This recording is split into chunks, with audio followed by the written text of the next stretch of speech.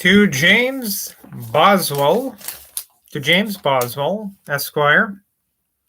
Dear Sir, I write to be left at Carlisle as you direct me, but you cannot have it. Your letter dated. Wait, let me read that again. I write to be left at Carlisle as you direct me, but you cannot have it. I don't know what that means. Your letter dated September 6th was not at this place till this day. Oh, I see. Thursday, September 11th. And I hope you will be here before this is at Carlisle. Footnote here. It so happened this letter was forwarded to my house at Edinburgh. However, what you have not going, you may have returning, and as I believe I shall not love you less after our interview, it will then be as true as it is now that I set a very high value upon your friendship and count your kindness as one of the chief felicities of life. Do not fancy that an intermission of writing is a decay of kindness. No man is always in a disposition to write, nor has any man at all times something to say.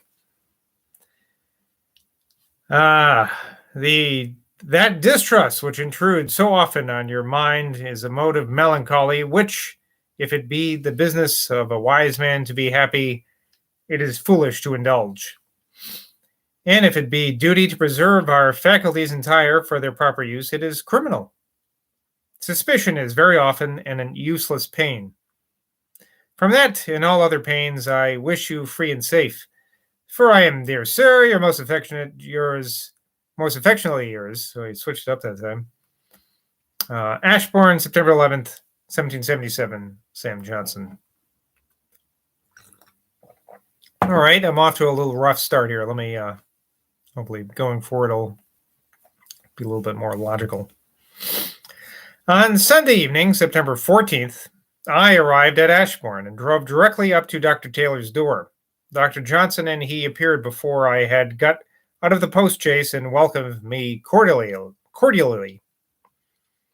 I told them that I had travelled all the preceding night and gone to bed at Leek in Staffordshire, and that when I rose to go to church in the afternoon, I was informed that there had been an earthquake of which it seems the shock had been felt in some degree at Ashbourne. Johnson said, Sir, it will be much exaggerated in popular talk, for in the first place, the commons people do not accurately adapt their thoughts to the objects, nor secondly do they accurately adapt their words to their thoughts. They do not mean to lie, but taking no pains to be exact, they give you very false accounts. A great part of their language is proverbial. If anything rocks at all, they say it rocks like a cradle, and in this way they go on. The subject of grief for the loss of relations and friends being introduced, I observed that it was strange to consider how soon it is general wears away. Dr. Taylor mentioned a gentleman, says here in a footnote, this is Littleton Poins Menal, of the neighborhood, as the only instance he had ever known of a person who had endeavored to retain grief. He told Dr. Taylor that after his lady's death, which affected him deeply, he resolved that the grief which he cherished with a kind of sacred fondness should be lasting, but that he found he could not keep it long. Johnson answered, All grief for what cannot in the course of nature be helped soon wears away, in some sooner indeed, in some later. But it never continues very long unless where there is madness such as will make a man have pride so fixed in his mind as to imagine himself a king, or any other passion in a reasonable way. For all unnecessary grief is unwise, and therefore will not be long retained by a sound mind. If indeed the cause of our grief is occasioned by our own misconduct, if grief is mingled with remorse of conscience, it should be lasting. I said, But, sir, we do not approve of a man who very soon forgets the loss of a wife or a friend. Johnson answered, Sir, we disapprove of him, not because he soon forgets his grief, for the sooner it is forgotten the better, but because we suppose that if he forgets his wife or his friends soon, he has not much affection for them. Sounds like they're splitting hairs there, but I was somewhat disappointed in finding that the edition of the English poets for which he was to write prefaces and lives was not an undertaking directed by him, that we've known for a while because of a footnote, but that he was to furnish a preface and life to any poet that booksellers pleased.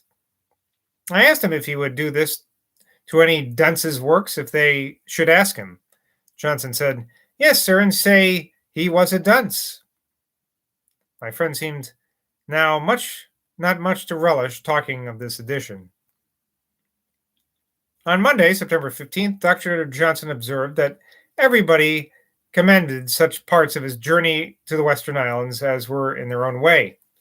"For instance," says Johnson, "Mr. Jackson, the all-knowing, told me there was more good sense upon trade in it than he should hear in the House of Commons in a year, except from Burke. Jones commended the part which treats of language. Burke, that which describes the inhabitants of mountainous countries."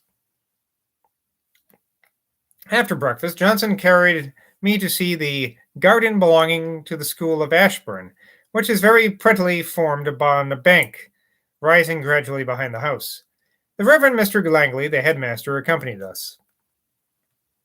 While we sat basking in the sun upon a seat here, I introduced a common subject of complaint, the very small salaries which many curates have, and I maintained that no man should be invested with the character of a clergyman unless he has a security for such an income as will enable him to appear respectable, that therefore a clergyman should not be allowed to have a curate unless he gives him £100 a year.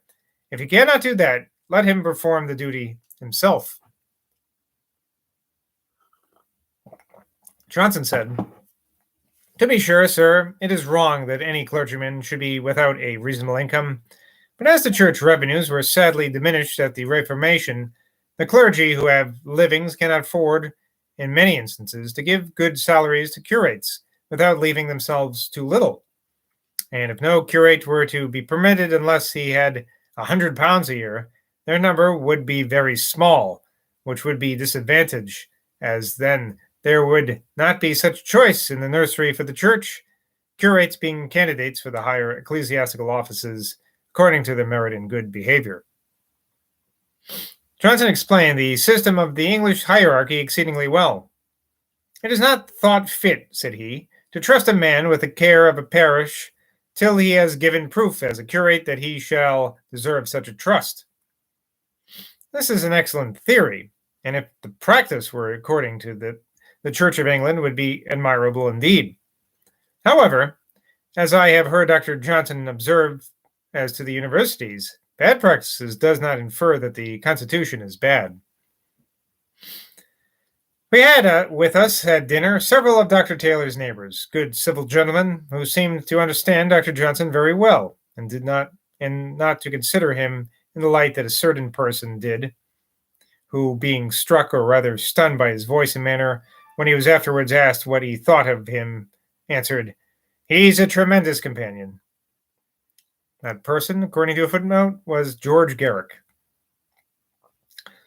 Johnson told me that Taylor was a very sensible, acute man and had a strong mind, that he had great activity in some respects, and yet such a sort of indolence that if you should put a pebble upon his chimney piece, you would find it there in the same state a year afterwards. And here in this proper place to give an account of Johnson's humane and zealous interference in behalf of the Reverend Dr. William Dodd, formerly Presbytery of Brecon, the chaplain and ordinary to His Majesty, celebrated as a very popular preacher, an encourager of charitable institutions, and author of a variety of works, chiefly theological. Having unhappily contracted expensive habits of living, partly occasioned by licentiousness of manners, he, in an evil hour, when pressed by want of money and dreading an exposure of his circumstances, forged a bond of which he attempted to avail himself to support his credit, flattering himself with hopes that he might be able to repay its amount without being detected. The person whose name he thus rashly and criminally persuaded to falsify was the Earl of Chesterfield, to whom he had been tutor, and who, he perhaps in the warmth of his feelings, flattered himself, would have generously paid the money in case of an alarm being taken, rather than suffer him to fall a victim to the dreadful consequences of violating the law against forgery, the most dangerous crime in a commercial country. But the unfortunate divine had the mortification to find that he was mistaken. His noble pupil appeared against him, and he was capitally convicted. Johnson told me that Dr. Dodd was a very little acquaintance with him, having been but once in his company many years previous to this period, which was precisely the state of my own acquaintance with Dodd. I feel like I've heard that name before in here, though. But in his distress, he bethought himself of Johnson's persuasive power of writing. If happy, it might avail to obtain for him the royal mercy. He did not apply to him directly, but, extraordinary as it may seem, through the late Countess of Harrington, who wrote a letter to Johnson asking him to employ his pen in favor of Dodd.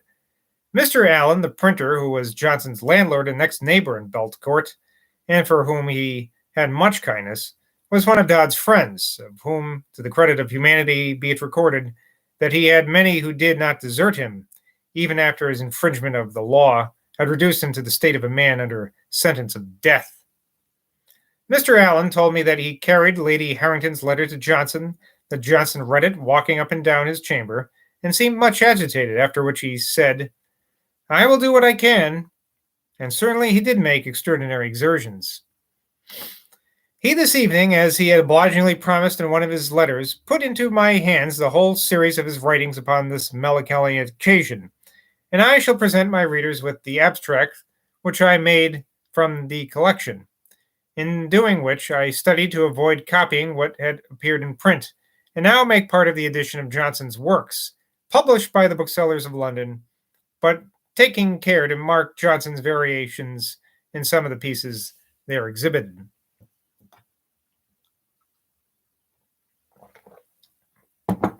Dr. Johnson wrote in the first place Dr. Dodd's speech to the Recorder of London at the Old Bailey when sentence of death was about to be pronounced upon him.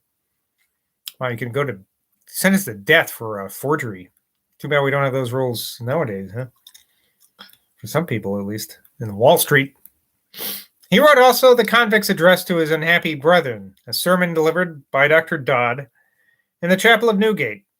According to Johnson's manuscript, it began thus after the text, "What shall I do to be saved?" And quoting here, "These were the words with which the keeper, to whose custody Paul and Silas were committed by their prosecutors, addressed his prisoners when he saw them freed from their bonds by the perceptible agency of divine favor, and was, therefore, irresistibly convinced that there was no offenders against the laws, but martyrs to the truth." Unquote. Dr. Johnson was so good as to mark for me, with his own hand, on a copy of this sermon, which is now in my possession, such passages as were added by Dr. Dodd. They are not many. Whoever will take the trouble to look at the printed copy and attend to what I mention will be satisfied of this. There is a short introduction by Dr. Dodd, and he also inserted this sentence, quote, "You see with what confusion and dishonor I now stand before you, no more in the pulpit of instruction, but on this humble seat with yourselves." Unquote. The notes are entirely Dodd's own, and Johnson's writing ends at the words, "the thief whom he pardoned on the cross." What follows was supplied by Dr. Dodd himself. The other pieces of writing by Johnson in the above-mentioned collection are two letters. One to the Lord Chancellor Bathurst, not Lord North, as is erroneously supposed, and one to Lord Mansfield, a petition from Dr. Dodd to the King, a petition from Mrs. Dodd to the Queen, observations of such length exerted to the newspapers on occasion of Earl Percy's having presented to His Majesty a petition for mercy to Dodd, signed by 20,000 people, but all in vain. He told me that he had also written a petition from the City of London, but, said Johnson with a significant smile, they mended it.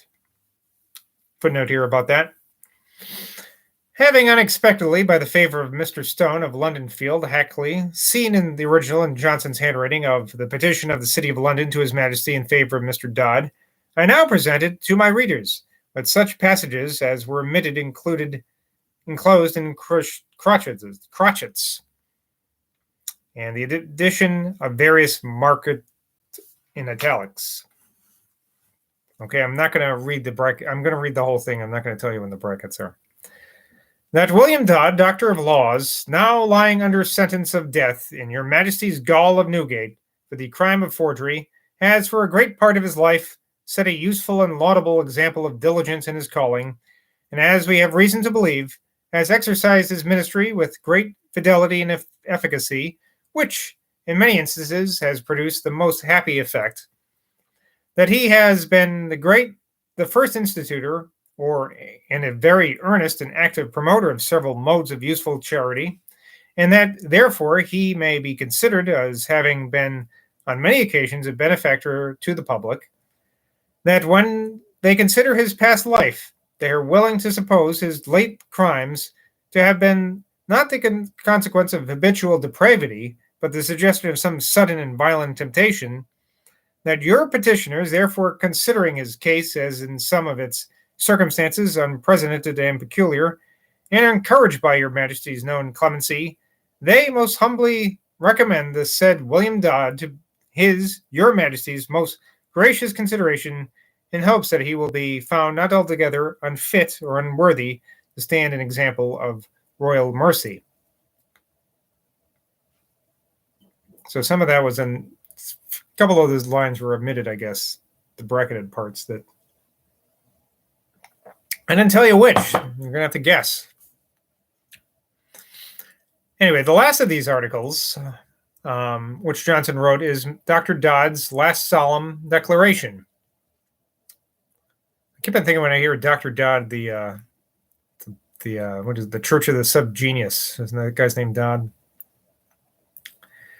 Last solemn declaration, which he left with the sheriff at the place of execution. Here also, my friend, mark the variations on a copy of that piece now in my possession. Dodd inserted, quote, I never knew or attempted to the calls of frugality or this needful minuteness of painful economy, unquote. And in the next sentence, he introduced the words which I distinguish by italics. My life for some, italics, few unhappy years past has been, italics, dreadfully erroneous. Johnson's expression was hypocritical, but his remark on the margin is, with this he said he could not charge himself. Having thus authentically settled what parts of the occasional papers concerning Dr. Dodd's miserable situation came from the pen of Johnson, I shall proceed to present my readers with my record of the unpublished writings relating to the extraordinary and interesting matter. I don't know if I'm not going to start that today. We'll get to that. I'm a little tuckered out by this Dr. Dodd stuff for now. I am going to look in the back here on company time. If Dodd has appeared before in here, because I remember that name. So I'm just looking at the index here. The old index. Let's see. Dodd. Yep. So 827. Is that where I am now? Yeah, that's the beginning. Here's club. No, it looks like the first time he was brought up was on page 810. Or that might be a different Dodd. JB. I don't know how to read this. It says Dodd, Dr. W, 1729 to 1777, 827. And it says Edmund Allen, 828, JB, 810. I have no idea what any of that means. Is there like multiple Dodds? Attack of the Dodds? I'm just going to look at 810 right here. So that's when he's talking about. Yeah, okay. So they did mention Dr. Dodd just for a second there. And that's back when they were talking about David Hume and Adam Smith. So he was mentioned, but it wasn't that long ago. That's why I can remember it. All right, that was a waste of time. Till next time, bye from Boswell. Cheers.